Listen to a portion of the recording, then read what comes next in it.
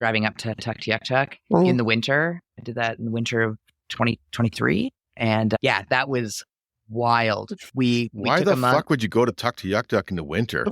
So here's my thing. So if I'm going to the Arctic, I don't want to go to the Arctic and then just there be a bunch of like dirt around. I want there to be snow. It's the Arctic. It's got to be crazy snowy. I want there to be a blizzard. I don't know. Yeah, it'd probably be easier to go in the summer, but Warning. The 4x4 Canada podcast contains discussion about exploring mountains, camping beside lakes, and enjoying the outdoors. Guests also talk about jumping race trucks side by side, racing 1,000 horsepower rigs across mud pits, and jumping monster trucks over stacks of buses. None of this is for the faint of heart. The 4x4 Canada podcast is not responsible for bringing out your inner adrenaline junkie or making you want to get out there and explore the back roads from coast to coast.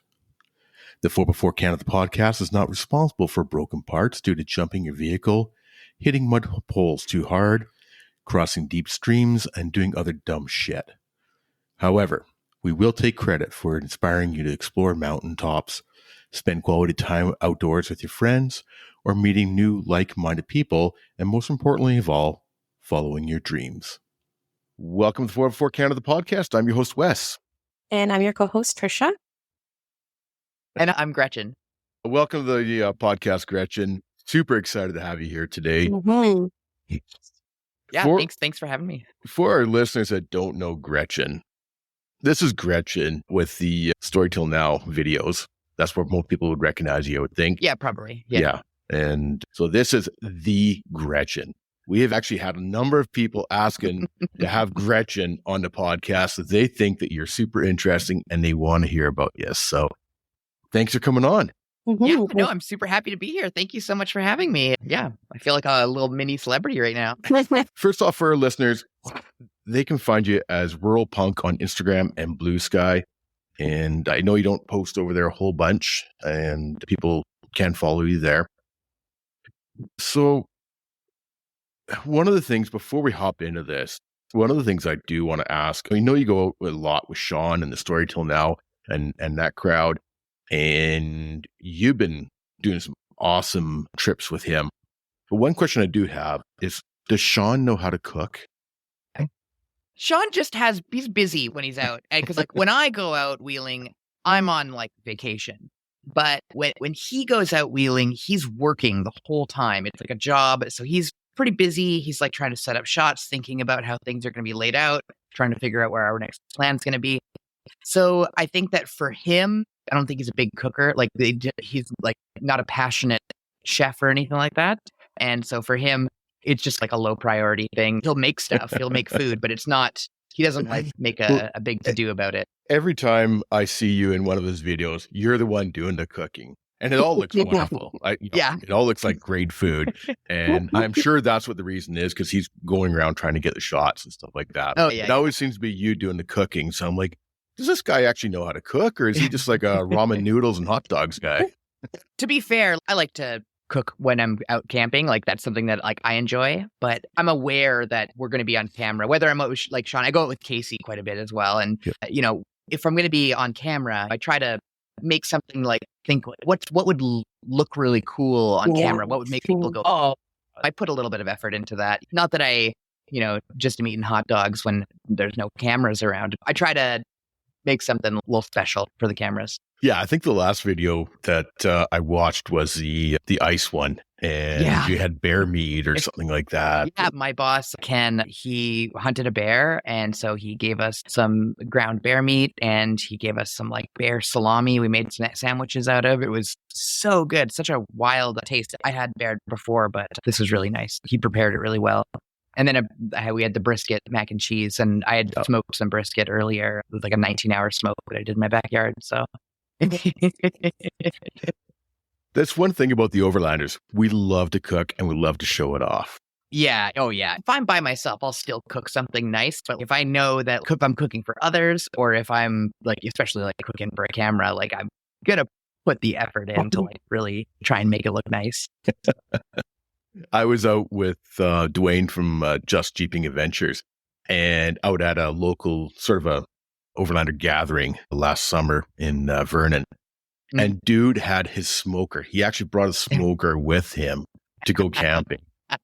I brought my little Weber kettle to Jeepapalooza last year, and I smoked a pork butt, made some pulled pork. So Nice. Yeah. So were you always an explorer, outdoors kind of gal, or is this just something that's come on with a mid-age crisis? I'd say it's seen a resurgence with my middle-age crisis here. But no, I have a pretty, how do I say it? Like when I was younger, I was homeless, but I wasn't homeless just hanging around downtown cores or whatever. I was train hopping and hitchhiking all across the US and Canada. And so then when I got my life together, my first vehicle was a 4-door Toyota Hilux that was it was imported from Europe, and it was just a sick adventure rig that I would just take out into the bush and go and explore with. And I had 4 different Toyotas, 2 second-gen pickups, a 4Runner second-gen, and a first-gen pickup with a V8 swap in there. Favorite girl. Yeah. I lived out in the bush. I lived out in rural Manitoba for quite a few years, and then I lived out in the Kootenays for about 8 years. Now I live in Victoria, I'm here for work. We could talk about your history for the whole episode, because it sounds like you probably have some really interesting stories hopping around all across North America and that for sure. Yeah. But I'm glad that you've moved on. Now, what brought you from the Kootenays to Victoria? That's a big change. Yeah, it was pretty dramatic. A lot of it was work. I work for BC Ambulance. We'll get into this later. I used to be a paramedic, but now I do other things. And basically, I got invited to join I was working in the disaster management team, and I was doing some work for them, all remote work and everything. And then they invited me to come to Victoria, where they're headquartered, and just be a bigger part of the team. And so I joined them, and yeah, that was what got me over here. And now I'm stuck here. So The island is absolutely beautiful. There's really worse places to be stuck. March 2nd, and it was, I think, 16 degrees outside. So Exactly, right? So at least you're not stuck in southern Saskatchewan, right? So you mentioned that you were out wheeling with your Toyotas. You eventually got into your Gladiator a couple of years ago. What brought that on? I think I just wanted to I don't know, you call it just midlife crisis. I just had some money, and I wanted to get back out into the bush. I felt like moving to Victoria really made me feel really missing being out in the country. Because when you live out in the country, you live rurally, it's your everyday. And then when you're in the city, you've got to really make a lot of effort to get out there and go camping and do that. And for a few years, for maybe 6-7 years there, I didn't really do much wheeling because I was just out in the bush every day, driving around trucks or whatever.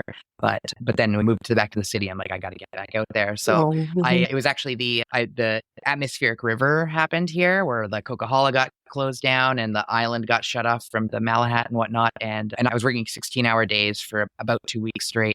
And then my first day off, I went to the dealership and I bought a Gladiator. And to be fair, I had been thinking about this for a long time. I think about it for about a year. But I finally was like, I'm doing it. The highways are closed down and everything's just chaotic. I need a vehicle that can drive over some logs or whatever, get myself out of trouble. Let's talk about your Gladiator. That was, first of all, that's such a, not impulse, but the impulsive move from your first day off. You're like, you know what? Screw it, I'm going to get one. Yeah. What year is it? What color? It's a 2021. It's a Snazzleberry. Ooh. Beautiful color. I got it wrapped up in PPF to protect it because I went out and in BC pinstriping everywhere. So I went out a couple times and it was just looking trash. And so I went and got it all detailed up, and then I was like, we're just going to have to wrap this. So I got it covered in PPF. And yeah, I went to Epic, and at the time I didn't know the guys at all, and just, got it. I wanted to do it right when I got it modded up, and I'm very fortunate that I was in a financial position to be able to not cheap out on, not cut corners anywhere. I just went with the best of the best, and that's why I went to Epic, and they treated me really well there. So what did they do for you? What did they put on? It's got a Terraflex 3.5-inch suspension, 37-inch tires. Now, I started with 35s, but then I went to 37s, obviously. I got the Mickey Thompsons on there. I'm super happy with those. Okay. And what else? I've got my big canopy on there, the RSI Smart cap. And yeah, that thing's great. It's a bit heavy, but it's bomb proof. And yeah, put a tent on there and yeah, off to the races. Off to races, you're ready. Yeah. So how did you get hooked up with Sean from the story till now?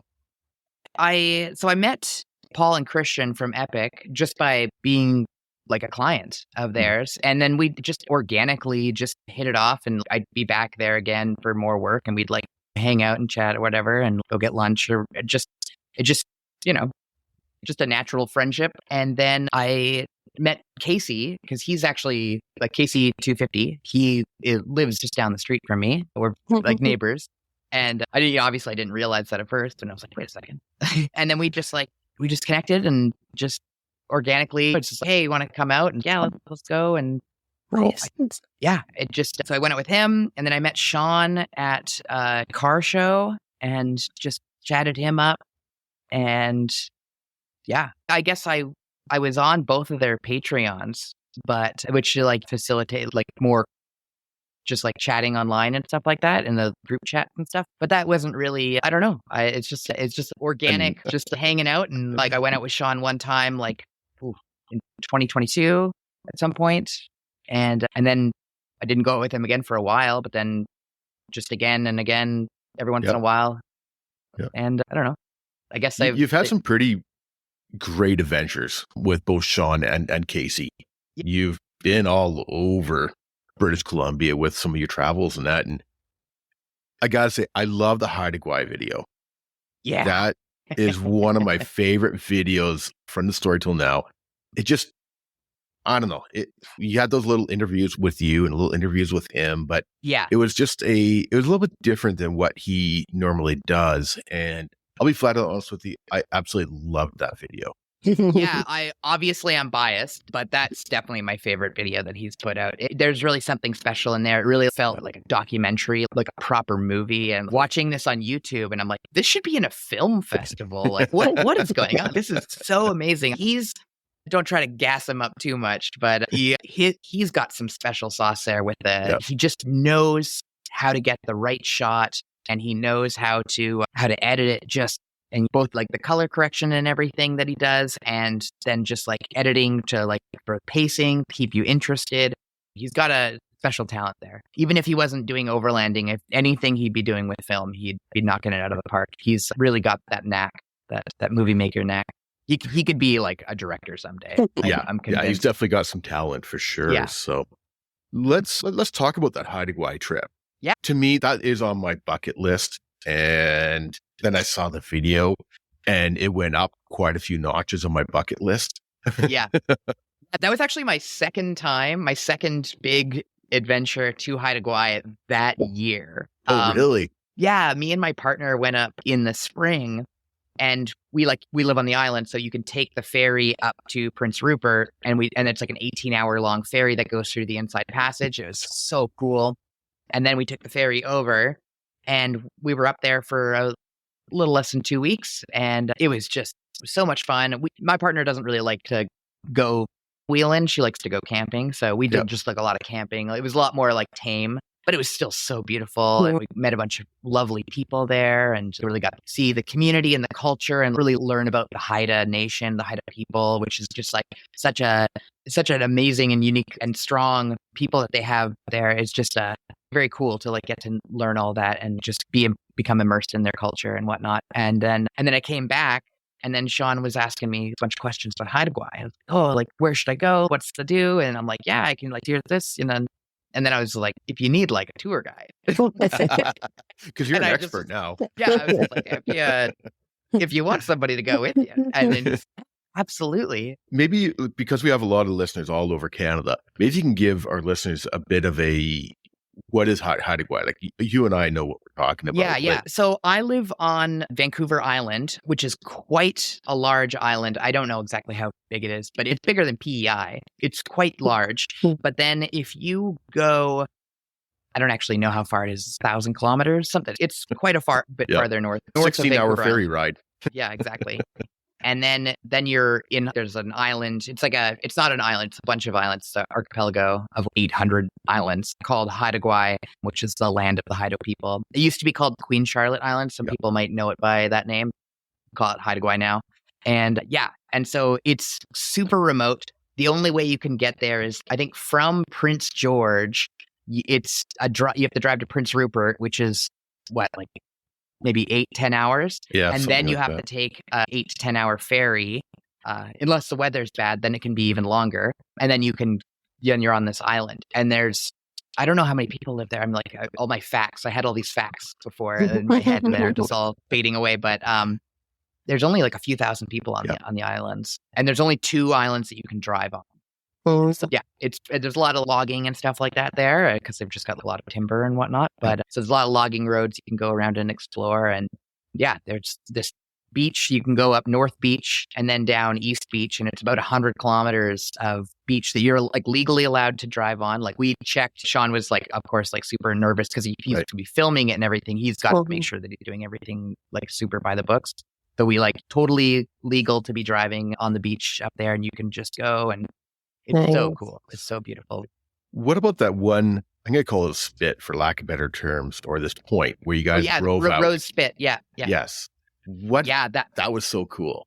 Yeah, it's where North Beach and East Beach meet, and they come up to a point, and there's, to one side of you is the Hecate Strait, which is the water between Haida Gwaii and Prince Rupert. That area is the Hecate Strait, and then the other side is just the Pacific Ocean. And you drive out to this point, and it's super surreal because you can only get there when it's low tide, because in high tide you're underwater. So it's super surreal that you really feel like you're on the edge of the earth. It's like just an absolutely unbelievable experience. And it's also so terrifying. When I went there first, when it was just me and my partner, we just went in our own vehicle. It was just us. And I didn't turn the truck off. I was like so terrified. What if the truck doesn't restart? Because you're in the middle of nowhere. If you have a problem, nobody's coming. Like, you could maybe get like somebody with a truck, but like it would take a day or two, and the tide's going to come in. So it's like the idea of, if something goes wrong right here, you're screwed. Like, you're hooped. It was very like stressful, but like also like just so cool. Yeah, it looks really neat. And the indigenous community is quite part of the land there. Yeah. You can't really visit Haida Gwaii without visiting like the Haida people as well. Because the Haida people live on an island, they're very isolated, and their borders are very clearly defined. So they have up there, in agreement with the government of British Columbia and the government of Canada, they don't have crown land on Haida Gwaii anymore. Now it's all Haida land. If you want to go exploring on crown land, you don't need to talk to the BC government. You need to talk to the Haida Nation. And so it's nice to see it's people having their land and their dignity back and everything. It's like really cool. It's so cool to learn up there. There's a amazing museum that just really shows you about the whole history of the island and the people and everything. Yeah, I've watched a few videos, and there's a lot of First Nations or Indigenous, or there's a lot of Haida people that are passing things down throughout the generations, whether it be with the boats or the art or the totem poles, etc., as well as the language is being passed down from generation to generation a lot better than it is in a lot of other communities. Yeah.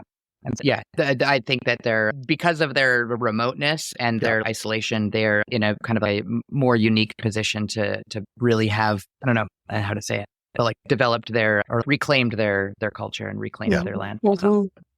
Yeah, for sure. That's amazing. I was thinking that. I'm like thinking all the places you've been, even like the States and over Canada. What are your favorite trips? Is there something that's most memorable, or like the most beautiful place you've ever been to?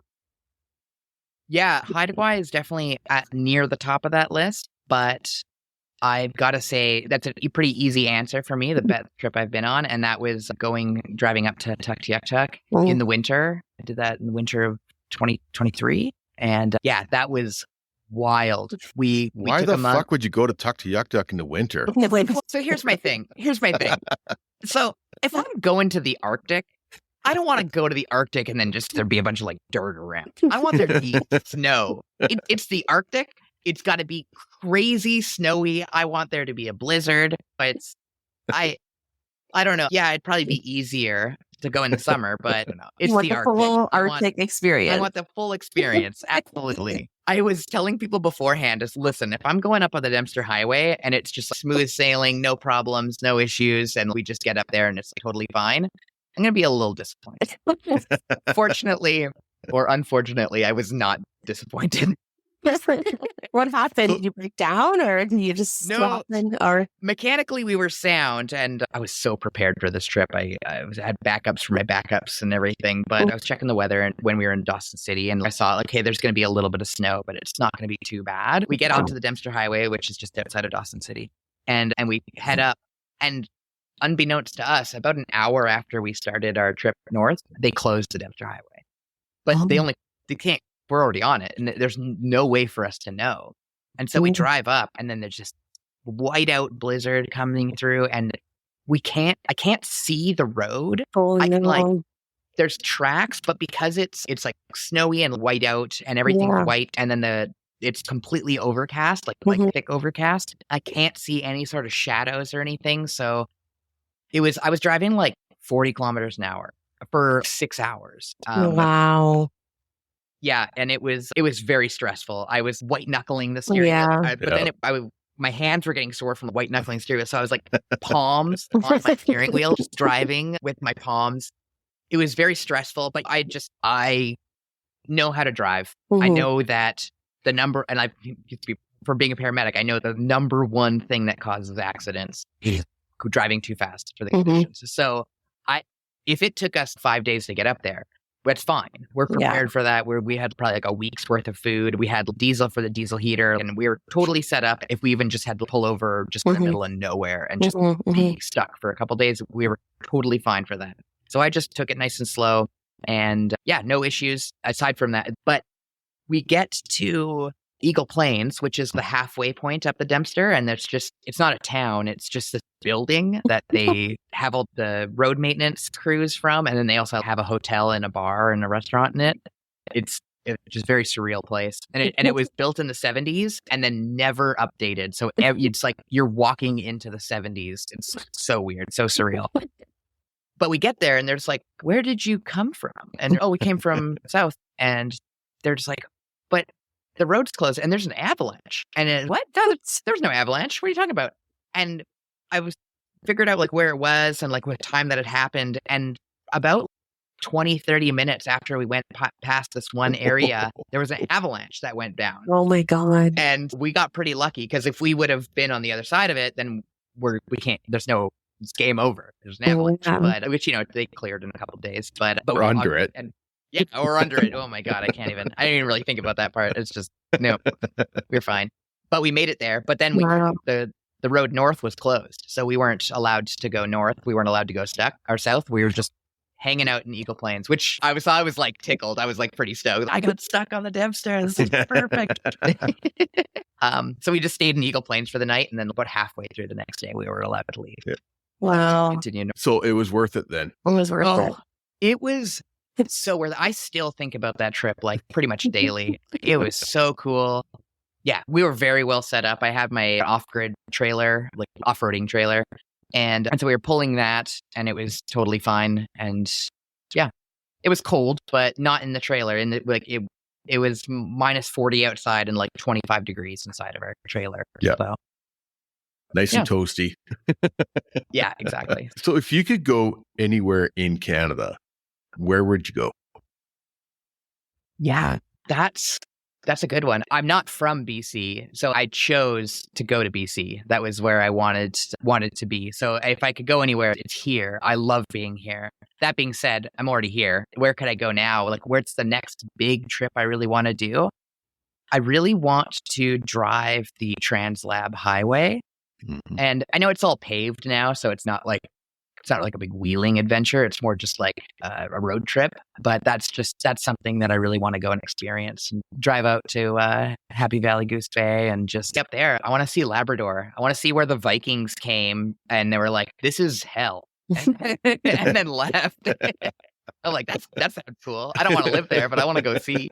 The East Coast is so beautiful. And what actually makes it is the people. Mm-hmm. Absolutely. I spent a bunch of time in Halifax. I used to live in Montreal. So I've never been to Newfoundland or Labrador, but I'd love to go and explore there. Newfoundland and Labrador in the fall time, absolutely incredible. With the colors changing and stuff like that. Yeah. What keeps you coming back, or what keeps on pulling you back into the outdoors?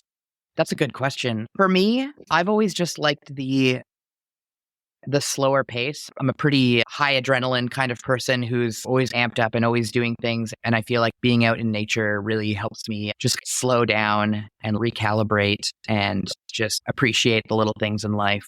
And like a meditation with four-wheel drive. I think my kind of meditation. Yeah, I think a lot of people can relate to that. Yeah. It's for me, it's the same idea, and even more so on a kayak for me. Yeah. That's my absolutely. zen, right? So I'm out in the middle of the lake and Yeah, I also struggle with mental health. I got PTSD, and so getting outside, it's critical. It keeps me alive. Speaking bluntly, it's the getting outside, just recharging, being in nature. I don't want to go and sit at some beach in South America or Central America or something like that. I want to go out into the bush and go and explore and find some trouble, get stuck, get unstuck, eat some amazing food, meet some amazing people, and just like really have that experience that then recharges me to come back and go back into work and life and just feel invigorated and feel alive. I agree 100% with that. And I think a lot of our listeners agree with that for sure. So do you want to talk about Charlie? Yeah, we can talk about Charlie. Okay. So what breed of Charlie? And when did you get Charlie's a yellow lab. He came from BC Guide Dogs, and I got him because he's my service dog, my PTSD service dog. BC Guide Dogs, they have a program that they give service dogs to veterans and first responders with PTSD. I got him at no cost. He's like a very fancy, like top of the line service dog. He's the fanciest of the fancy. He's a 40th generation working dog. Told me like his lineage is documented back over 100 years. So yeah, so he's like very, very special, special boy. And for some reason, they decided to let me have one. He really helps me out. He's huge just in my day-to-day life. And getting out into public and having to go places. Like yesterday, I was in Vancouver and we had to go to the Vancouver, went to the, what is it called? Like the Vancouver Outdoor Adventure Show or something. And I wouldn't have been able to go there if I didn't have Charlie there by my side, just kind of help me keep that focus. He'll let me know if I'm getting a bit too amped up. He can tell. Yeah. Signal to me to get more grounded. And that's a special dog. And I'm glad that you have him because I feel like animals, I've had animals all my life. So my life without an animal would be weird. Yeah, I but hear you. They definitely give you some kind of grounding and like a different outlook of life. And especially when they're with you all the time too. I feel like they're just your extra person. They become your person. Oh, yeah. Yeah. Does he go wheeling with you? He does. His first big trip that we ever went on was the Rubicon. He didn't really love it at first, but I did everything I could to make him super comfortable, feel super safe and secure. Yeah. But then at a certain point, I was just like, you just got to get used to this, bud. Yeah. And then now he's used to it. I wouldn't say he loves going wheeling, but he loves camping. He loves being outside. But just being jostled around in the truck. I have a little nest for him. He's all compact and packed away nicely, but it's not his favorite part. Yeah, it's hard, that part. I can agree. Yeah. I have a special... Like, why did I get placed with this crazy lady? I know. I've had some pain here that just gives me belly scratches all day. Just go to the park. And I'm sure, like, just like every other dog, he tells everybody that he never gets pet and he never gets fed. Oh, yeah. He's always dying. Yeah, like lab, classic. It's classic labs so running funny, around and but he never begs. He never begs for food, which is pretty special. He's like literally like never had human food. It's funny, just some of the random things. Before I got him, he had never been swimming before. They like just don't let the service dogs go swimming. Now I let him go swimming. He doesn't really care for it though. But that's interesting. I never thought about that. Yeah, because he could have been a guide dog, and if you have a guide dog and it's water obsessed, and you're at a park and there's a lake, the guide dog just goes right into the lake. That's a big problem. Yeah, so that can that on its own can cause a service dog to fail. So they just don't even make it an option. Like the dogs do not know that water is an option. So when I got placed with them, they're like, you can, just be careful. So, Yeah, and that's he's something such I a never chiller. thought about. It totally makes sense, but it's Yeah. just something you don't think about, right? So Mhm. one of the things that we talked about off air was emergency preparedness. And that I know you're a fan of. Yeah, I'm mildly obsessed with it. I'm not a prepper or anything like that. But I think that people are severely underprepared just in their general life. So like we had that minor earthquake the other day, and a lot of people are like, "Oh, I have no idea what to do with an earthquake strikes." And and you should have some like food that you either don't need to cook or you have a way to cook it. Just basic household things. You should have some water just available, even if you just like go to Costco, buy a flat of water, and just put it under the stairs or something. Just have something just in case. But yeah, like a big passion of mine is trying to teach preparedness and like wilderness first aid to other like outdoors enthusiasts and like wheelers and whatnot. I feel like I have a lot of friends who go out just day wheeling, like they're just going out for the day. So they don't have the overlanding gear and whatnot that I generally carry around. But if they get stuck out there, they have a big breakdown or they have a rollover or just the Jeep just won't start back up or whatever it is, then you're stuck out there for the night and that was like not planned. You want to have a little emergency bivvy or just keep your sleeping bag in the back or whatever, and then have just a little camp stove or like a jet boil so you can cook up some food and you have some little dehydrated meals. It's not like being super prepper and having a ton of guns and just being like super obsessed about this all the time.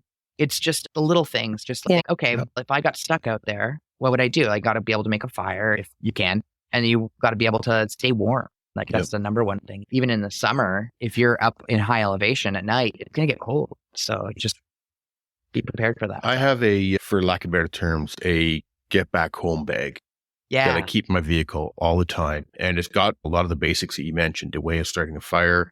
I always have my big first aid kit with me, but this also has the smaller first aid kit inside it, as well as a change of clothes and gloves and tube and all those things. And those things stay in there all year round. There's food and etc. Because I've had to do that 15-kilometer walk out. Yeah, and absolutely. I know how bad it sucks kind of idea, right? To not be prepared. But it's been really interesting that over the years, we've used stuff out of that bag, right? We're traveling along and we got stopped because there's a forest fire and we had to wait on the highway and we're stuck on the highway for 5 hours. We dipped into the energy bars and things like that are in that bag. Yeah, exactly. And you just don't think about it, right? Or we're out somewhere and it's getting cold and, do you have that spare pair of gloves or something like, oh yeah, not a problem right there. So it's just stuff you never really think about, but it's just nice having it all in a backpack ready to use. Yeah, absolutely. That's why I like to just have just some gloves and some food. Maybe it's like either a can of beans or just like some granola bars or whatever. Yep. But I'm not a big fan of like MREs or anything that's too survivalist focused because you'll always think if you have an MRE or those like super calorie dense like wafers or whatever, you'll always be like in your head like this isn't an emergency. So why do I need to dip into this? It's not an emergency. It's like it'll never be an emergency enough to like cook up an MRE. But if you just have some granola bars, the emergency is I'm hungry. I'm getting hangry. Oh, there we go. Blood sugar's getting a little low. Let's have a granola bar, protein bar, or whatever. And that's the other thing too, is I am type 2 diabetic. I also have little things of honey in there and like straws of honey and stuff like that for that reason as well too. But granola bars or Cliff Bar or whatever. And also I usually keep a cup of water in there. I rotate them out, but I do keep a couple jugs or bottles of water in there because you never know. Like you say, you might be out for a drive and then you're stranded behind a river washed out the road or something. Or you might be in 40 degrees out in the summer and something might happen, then you got to have water there with you, right? Yeah, I've been stuck kind of similar to you. There was an accident on the highway and it was in the Coonies, so there's no way to go around. So you just wait. And we were there for 5 hours just on the highway and on the Paulson Pass there. And nobody had anything and so I was like, I had my like Garmin InReach. So I was like, hey, like I went to people who were like by themselves and be like, hey, do you need to like let a loved one know that you're okay? Because there's no cell service or anything. So I was sending messages for people and then like making sure that people had water because I just had a flat of water in the back. And so I just toss them out, just whatever. Yep. And just making sure that taking care of myself and making sure that I'm okay. But I knew, okay, I'm fine. What about other people around me? So that's just first time, though. I want to help people. So I think the GPS correspondence are been something that is really, I don't even know what to call it, but the technology in these last few years is just absolutely incredible. I have a Zoleo, so it's the same idea with my Zoleo. Yeah. And even I will be out of cell service for 6 hours at a time. And I'll throw messages off to my friends' wives. Here we are. We're good to go. Mm-hmm. Here's our pinpoint or something like that. And then same thing, letting other people know that other people are okay or come across an accident or something like that. That is always in my vehicle pretty much all the time. Yeah, same. Yeah, it's like in this day and age, again, like it's like there's a certain amount of like privilege that goes around with being able to buy like a $400 device and then get the monthly thing for it. But I think that you should be getting that before you're getting lockers and all this other stuff. Like if you can afford lockers, you can afford to get a GPS messenger, like a satellite messenger. Yeah, and then Starlink too with their little new minis that's out, and it's $50 a month. I tell you, if it was owned by a different person, I would have one right now. I'm holding off out of spite. So. Understandable. Understandable. But it's the technology is just like advancing so fast. Mm-hmm. In a few years, I think like probably 5-10 years, people will be like, all you could do was text, and it took like forever to get back and forth. You just have like instant communication wherever you are. It's like beamed straight into your brain. Technology is so cool these days, right? It's just, it blows me away that how even a cell phone, a cordless phone, how can I talk to somebody in Bangkok on a cell phone? I don't understand that. It's just way beyond me. And I know that there's going to be like a bunch of like crusty older folks out there just being like, oh, back in my day, we did that. It's back in your day. What people did if they were out and a tree fell on them or they broke their leg or something like that, what they did is they died. And we don't hear their stories because they're dead. So now we have this amazing technology that we can use to just keep ourselves safe. And even when we go hiking, the Zoleo is so small. Same with your Garmin InReach and stuff like that. Throw it in the backpack when we go hiking because you never know what'll happen. I used to do a lot of backpacking and like just overnight camping, just carrying it on my back, and that was before I got my Gladiator, and that was why I got my InReach because I would just go out. Me and my dog would just go walk out into the bush and go camping, but wanted to be safe about it. There's fear stuff. Yeah. So if somebody came up to you and said, let's talk about a get home bag first. Somebody came up and said, hey, what is this get home bag kind of idea? What should I put in it? Can you maybe 5 items that somebody should put in a bug out bag or get home bag? Yeah, that's a great question. I would have something to keep you warm. And these can be like either purpose-built things, or it can just be something that you just already have around.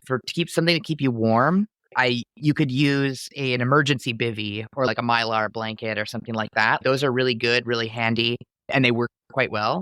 And they fold up really compact too. They're super tiny is the thing. There's no excuse for you to not have a couple space blankets just in your vehicle because they're so small and so cheap, only a couple dollars. But that could also just be like keeping your parka in your Jeep just all the time, or just tossing your sleeping bag there. So that's number one. Number two is like something to eat, and that could be like a granola bar. That could be a can of beans and a can opener. Like it doesn't have to be like, we're not talking that you're having a gourmet meal. We got to get some calories in you. Like as with keeping warm, like we want to, like hypothermia is like the number one risk when you're stuck out there. Mm-hmm. And so one of the best things you can do for hypothermia is to like just eat, because then you have calories to burn to create heat.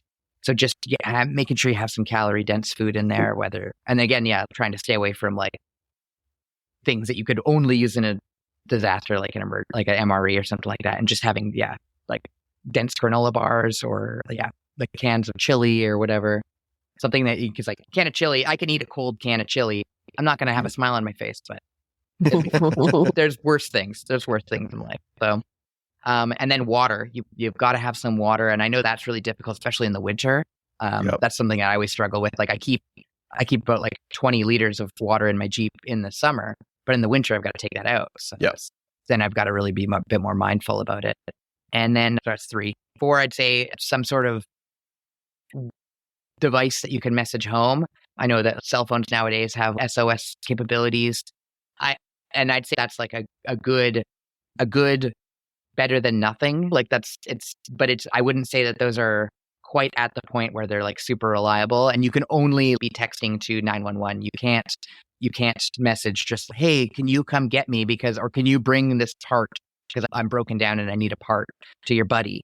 You're only calling 911 and tying up those resources. I would say if you have dogs, people often think to bring spare dog food or just extra food for their dogs, and then obviously for kids. I think that's a little bit more easy to remember to bring extra food for your kids. I think generally people are a bit better at that, but yeah, just those around you. Just you want to be able to take care of not just yourself. You want to be able to take care of others. And I guess also, probably put a first aid kit in there.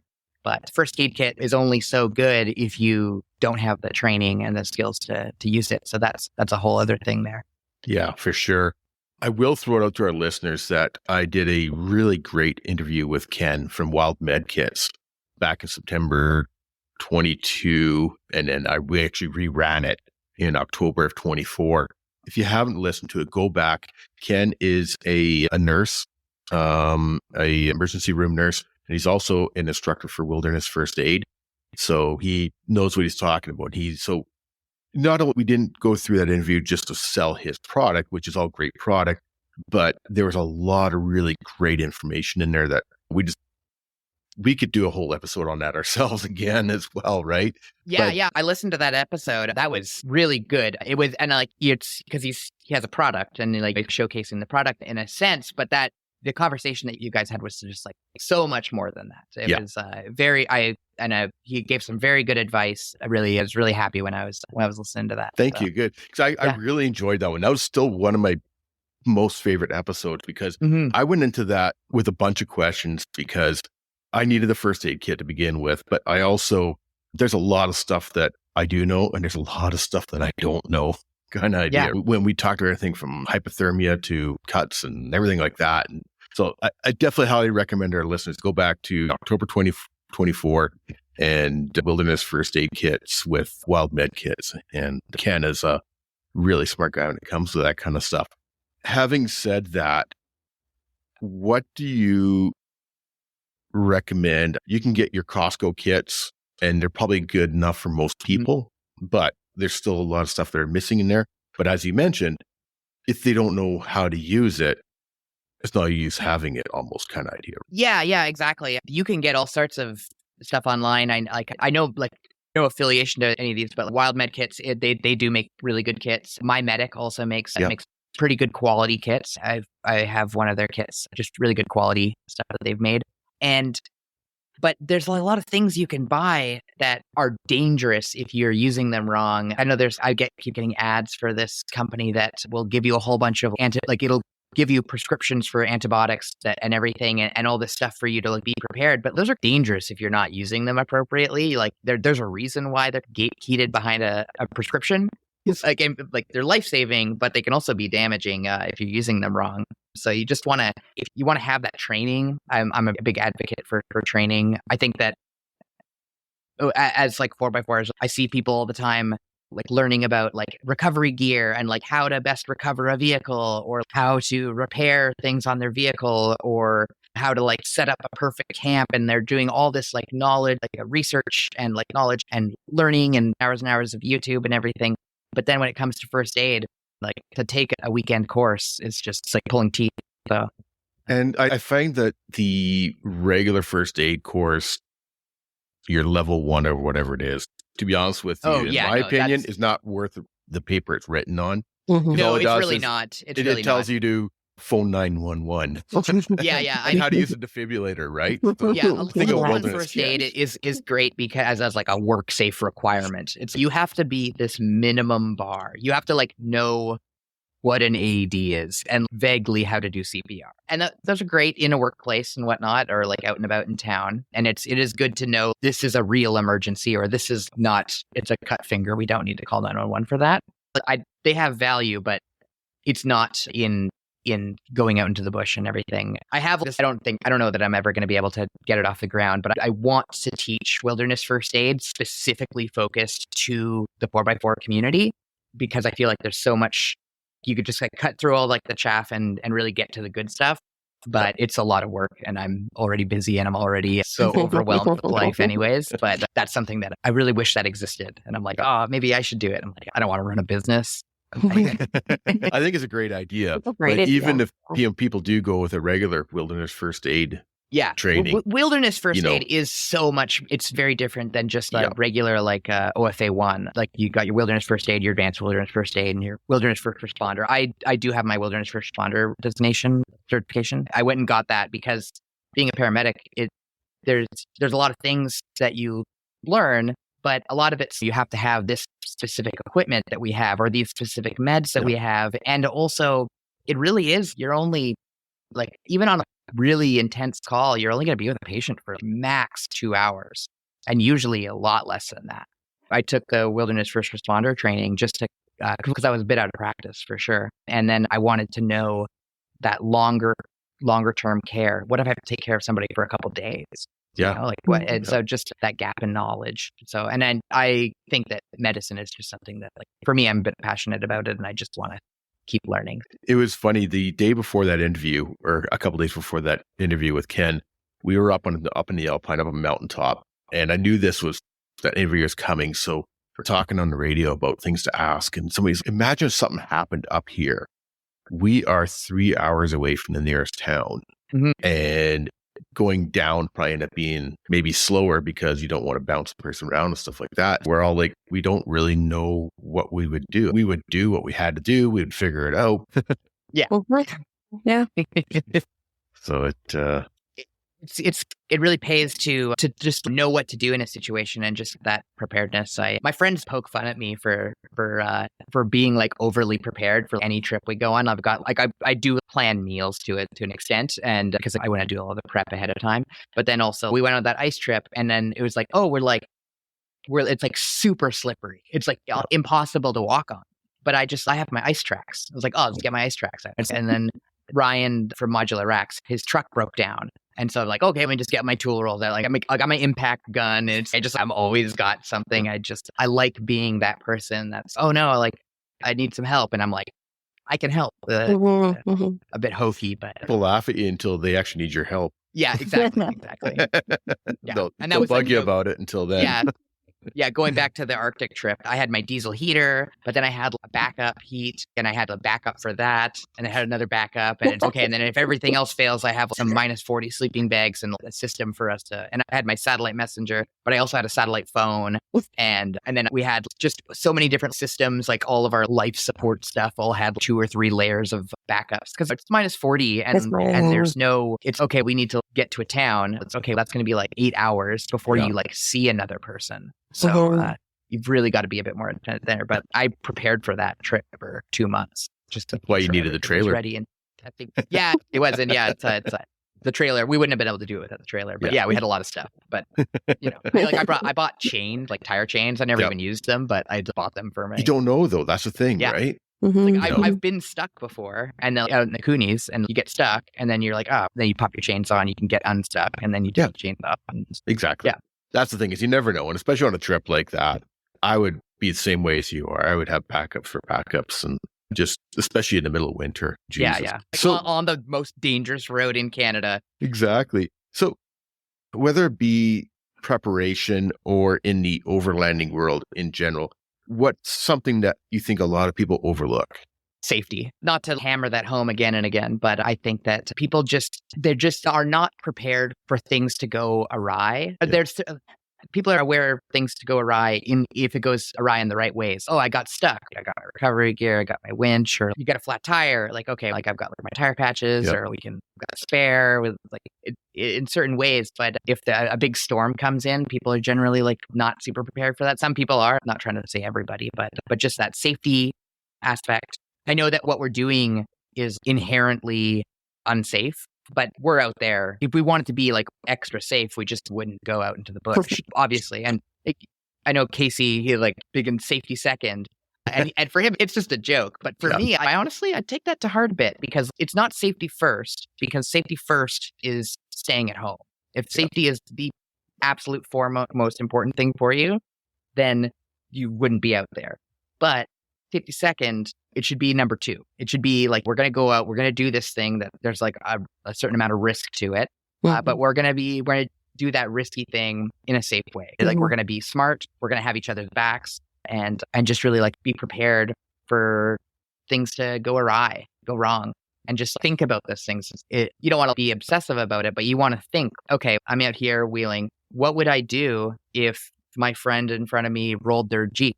Or what would I do if somebody had a medical emergency? Just think, what would I do in that situation? And then just, it's a good little exercise to do every once in a while. Again, people can take it too far. I probably do sometimes. But Trisha, do you have a first aid kit in your Jeep? I do. I have 2. Okay.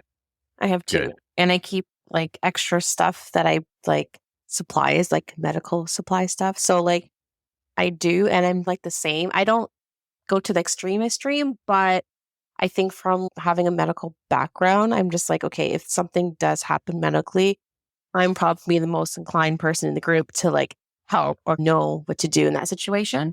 So I do try to be prepared that way too. And also like recovery gear and tools. And I bring my impact gun and my drills too. Nice. Like a full toolkit that's like huge. Like I drive a Toyota, so I don't need a toolkit. Touche. Yeah, I have all my tool set. I have everything that's in there, looked around and moving and in the back when I'm wheeling. But yeah, I do try to keep my first aid kits like up to date and packed and everything. It's amazing. It really surprised me how many people don't actually have a first aid kit in their vehicle. You should have even a small first aid kit in your Honda Civic. Yeah. Right? Like you don't know. You might be at a kid's baseball game or something like that. Somebody cuts himself. And so you should have at least a small first aid kit, a basic first aid kit in every single vehicle. That just, to me, I'm so surprised at how many people don't have that. So yeah, just like having just something to deal with a bleed, just like some gauze to just pop on there, and then also like having something like Tylenol, ibuprofen, aspirin. Something that would be you'd really want to have out in the bush there. That really surprised me when I was talking with Ken that in Canada they're not allowed to sell it in the first aid kits. He said, and so I just added stuff to it when I got my kit. And added those to it. But I thought that was quite interesting that they weren't allowed to sell them with the kits. Yeah, I guess I didn't really realize that, but that makes sense. I build my own kits, so Understandable. I'm a bit more advanced of a kit than the average person. A bit more than Band-Aids, but nothing too crazy. Like the stuff for someone breaks their arm, rolls over, something happened. You need slings, you need everything in a way. Like just a sport and all that stuff. So you never know. Like you said, your safety's number 2. You never know what can happen. Yeah, exactly. So you want to be as prepared as you can while still being like practical and still like accepting the fact that there is an inherent amount of risk that you're accepting by going on, and that's fine. We want to go have fun, and we don't want to be like paranoid the whole time that something's going to happen. You just want to be prepared to something when you find trouble, because you go out enough that you'll find trouble. Yeah, I think it's really important for everybody, and I'm guilty of it, in that I haven't done my wilderness first aid training, but I'm also like, there's one course every 2 years here in Kamloops kind of idea, or else I got to travel 4 hours to do it. That's my excuse, but there's no excuse for it. But I think everybody should take some sort of first aid training, hopefully wilderness, but also on top of that, take some of that recovery training, whether it be through Four-Wheel Drive Association. They've got some great courses, or through other companies, like I think on the top of my head, but other companies that do provide recovery training and as well too, because both of them are important. And I think more people, as you mentioned earlier, more people don't think about the first aid side of it than they do the recovery side. Yeah, it's just like less sexy. It's less like fun and buying like cool tools. But I don't know, you can get a cool first aid kit. You can get a cool first aid kit that like attaches to MOLLE panels and has a cool rip off. I have a trauma bag that like lives on my like chromoly little system right above my head. So if there's a car accident or something, I just have that, pull it off, and it looks cool and tactical and everything. And oh yeah, you can like have fun with it. But I think if they actually, in the first aid training, if they actually cut people and how to apply stuff, that would make it much more There we cool, go. There right? we go. Much more fun. yeah, I think more people would do first aid training if they knew they were going to get stabbed Yeah. at the training. There we go. Yeah, exactly. Anyone you want No, to give a I- shout out to who helped you build your Jeep or like anything? Yeah. Got to give a shout out to Paul and Christian and Landon and Mike and everybody at Epic Adventure Outfitters. My Jeep wouldn't be much of anything without all of their hard work. Like Landon's done just a ton of wiring in there, and it's like a full custom electrical setup there. They did it all. I used to be a mechanic, and I know that I could have done most of that stuff by myself, but I knew that it would take me forever, and I knew that it just wouldn't, like, it would be like just good enough. Like it wouldn't, when you're working on your own stuff, you just want to get it done. So I knew that I wanted to take it to them. I wanted to take professionals, and they did like such a good job with it. And I made some amazing friends. Like Christian's like a good friend of mine now, and just really happy to all the people that I've met just ever since I got that Jeep. It's just kind of amazing. It's really nice for me. It's funny. I mentioned this to Tricia the other day, but I was listening to a podcast about cults, and they featured different thing every week. And last week was the cult of the Jeep. Yeah. My friend sent me that. I listened to it. It's a good episode. It's pretty funny. Yeah, it was pretty funny. This is my first Jeep. I'd always had Toyotas before this, and definitely a group of people who are really excited about their cars, which you get that with all different kinds, but it's just pretty funny. I didn't realize the Jeep Wave thing was a thing until I already had one and was driving it around. I was like, why are everybody waving at me? And yeah. So, it's a good community. I've met a lot of really lovely folks. We had Brent from Goso Cookware, and he was actually one of the people that requested we interviewed you. So we did it. Yeah, we did an episode with him. I guess it was around the holidays time. Yeah, I listened. Well. Yeah, and he mentioned to have you on the podcast. Oh yeah, Brent's an awesome guy. He makes a super cool product. He lent me some pans ahead of time. Like I connected with him at Overland Expo Pacific Northwest, and he was there, and I was like, listen, like I want to take these pans going up to Haida Gwaii on this trip, and it'll be filmed. And I'm not an influencer myself, but I cook for one. So so he lent me some pans for that trip, and I took them out on a couple different trips as well, and they're just awesome pans. And I finally just got I had to give those back because they were like he only had 6 or 7 sets at that point, like in existence. So I gave those back, but then I just finally got my own now. And man, that's a great product. And just by a real honest, down to earth guy. He lives when I lived in Nelson, he lives just a few blocks down from where I used to live. I'm surprised we don't know each other just from him passing. Yeah.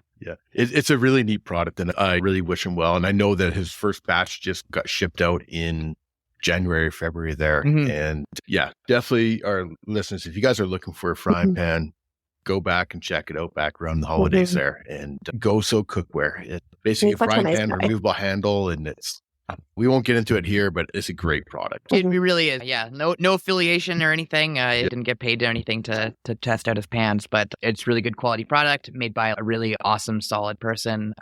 Yeah. We asked this questions to all our guests on the podcast is if you can think of someone, but who would like to hear on the 4x4 Canada podcast? Okay, I knew you were going to ask this because you asked this to all your guests. So I put a little bit of thought into this. And there's a lot of people that immediately come to mind, but then there's some that I would think of that you've already interviewed. But I think that one person that this is a very male dominated. So I do want to put another woman in the spotlight, and Holly from BC Ghost Towns and Travels. She is a subject matter expert on BC ghost towns. And just she used to work at Sandon as a tour guide there, and just has explored all across the province. She has a small YouTube channel and Instagram following and everything, and it's just, I think, bringing her on just to talk about different ghost towns and the histories of them and whatnot, places that you can still go to and visit now that just Cool. I like exploring that. that history. I think that would, there's like cool people that to interview and whatnot. And not that she's not cool, but I feel like she has that value of rather than just like chatting with me about whatever, you can like really learn about the history of this like beautiful province and everything. Wow. I'm a huge history buff, so I subscribe to their to the YouTube channel and Instagram, and I agree that Holly would be a great guest on because there's just so much to talk about. So Yeah. Definitely. And to our listeners, if you know of somebody or if you yourself would like to be a guest, hit us up on Instagram, or there is a page on our website at 4beforecanadapodcast.com. And we are looking for guests from all over Canada and every genre of the 4x4 world. And we have been really working to bring in a lot of female guests as well too, because that is an ever expanding. And you guys, we love you. So, we definitely want to bring in more female guests, but male or female, if you guys are interested or you know somebody, shoot us a email, shoot us a DM on Instagram, and we'll make it happen. So once again, we are talking with Gretchen. And Gretchen, this was such a fun evening, such a fun conversation. It was a true blast, and really want to thank you for coming on tonight. Oh, thank you so much for the invitation. I was a bit like taken aback, but because this has just been so lovely. It's so lovely to chat with both of you guys. We'll have to meet in person someday. Definitely. Meet up at some event or something. But I don't know if I'll get out to Toronto anytime soon. I'll come down there. I'm coming to be. There we go. Perfect. I'll take you to some cool mountaintops. Places where you can't take a Toyota. Oh, there you go. We need to get a female Jeep weekend together, right? Yeah, there we go. That'd be awesome. I really appreciate you talking with Gretchen. It was a fun conversation. And that's one of the things I love about this podcast. It's all the different people that we meet. I really hope to run across you on the trails. We're not that far away. So yeah, one day. Yeah, absolutely. Do it. Awesome. Thank you very much. I appreciate it. Okay.